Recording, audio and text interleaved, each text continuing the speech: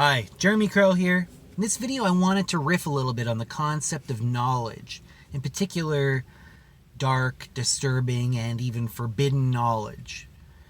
And especially in terms of, sorry, it's just kind of ironic because I'm here talking about dark and disturbing knowledge and I look over and there's these two really cute little bunnies, like baby bunnies, just running around the field over there. It's so funny. Anyways, knowledge is power.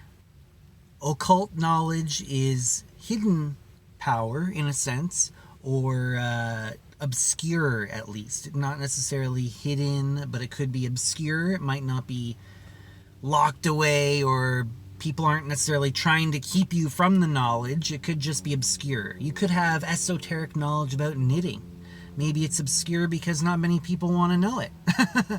But, I mean, even in that case, it's power because it allows you to maybe do certain knitting patterns that nobody else can do. And it gives you a unique ability. Anyways, the common knowledge is just basically what most people know and what has been useful in the past at predicting behaviors and navigating existence itself, you could say. So why am I focusing in particular on the dark and the disturbing and the forbidden knowledge? A lot of times people will say this about like goths and about people who are into the occult, that they're really focused on the dark side of life. And why are you always focused on the darkness? And there's so much light in this world. Well, it's not necessarily that you're shunning the light. That's not what I do. I don't shun the light. I fully embrace the light. Like those bunnies over there. They're just so cute. But I do find the dark side, the underbelly of humanity and nature itself. I mean, it's hard to argue that nature is all love and light, you know? There's some pretty dark and disturbing stuff about nature itself. Now, this is the area of knowledge that a lot of people are afraid to go into. Maybe they can't handle it. Maybe they don't have the mental and emotional faculties to process certain truths. Now, there's something that I've kind of realized about this life, about existence, and that's the amount of power you are able to wield in this life. And power just means the ability to enact change in the world according to your will, you could say. Power is defined as what? The ability to get work done, something like that.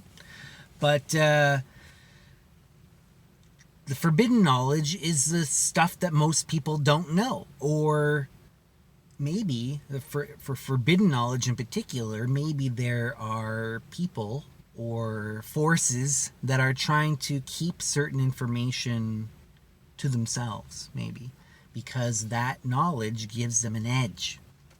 If I have more knowledge than my neighbor, then I've got an edge over them. That I have more tools at my disposal, more data at my disposal, in order to predict behaviors and to navigate this existence in a more effective way. Now, self-knowledge can also be very disturbing as well. A lot of times people will suppress certain truths about themselves because it's just too difficult to process, because they have pushed it down, they've denied it. It's an estranged aspect of themselves.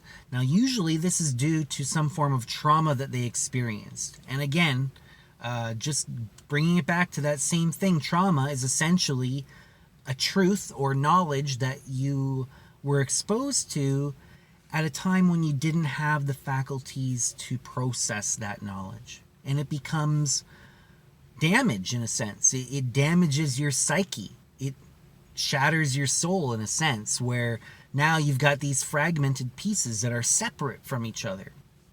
Now there's a warning here. Too much disturbing knowledge at one time can cause this kind of trauma.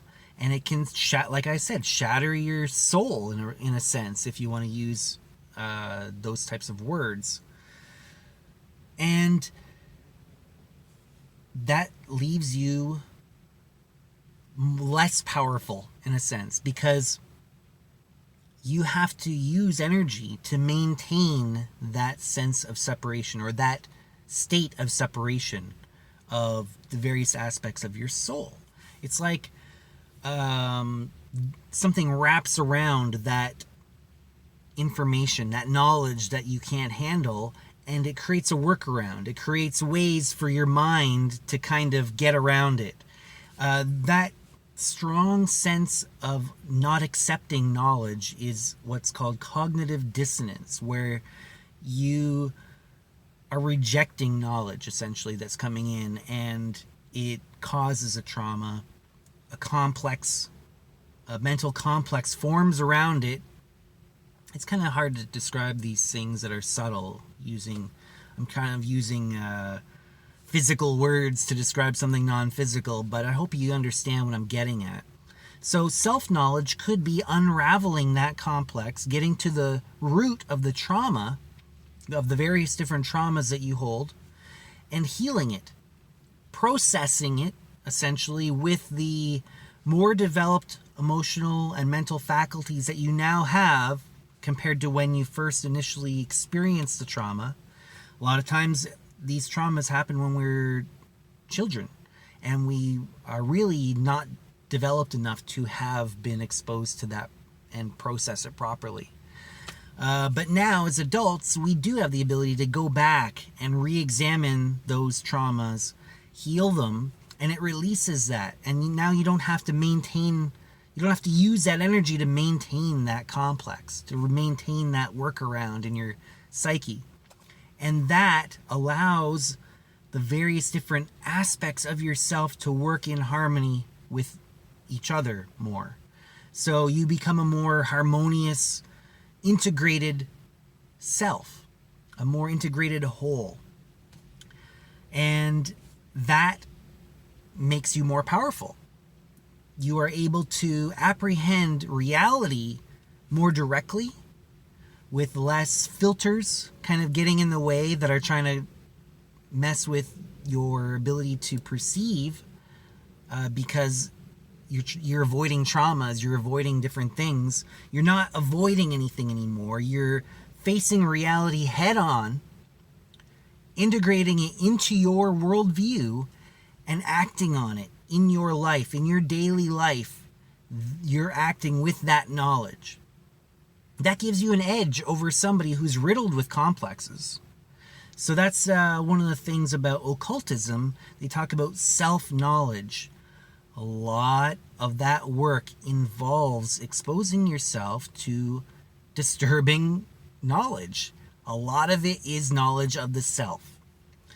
Now, there's also disturbing information that's out there in the world, not directly personally about you, but impacts upon you and your life, and maybe even to much higher levels, to life in itself, existence, the universe. I mean, how did people figure out different universal laws? And, science itself is based off of observing reality and kind of trying to understand it. So if you can understand some of the more niche and disturbing elements of reality that a lot of people aren't willing to look at, that gives you an edge, especially if you can absorb and integrate that knowledge. So that's essentially where I'm coming from with this. That's why some people get into really darker kind of knowledge. They're really I would say, trying to educate themselves on reality.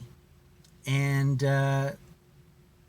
just make sure, if you're going to be doing this, to give yourself enough breaks, to give yourself rest time in between exposing yourself to disturbing information, so that you have enough time to process it before moving on. Because like I said, if you expose yourself to too much, it can cause some kind of psychotic break. It can cause emotional trauma.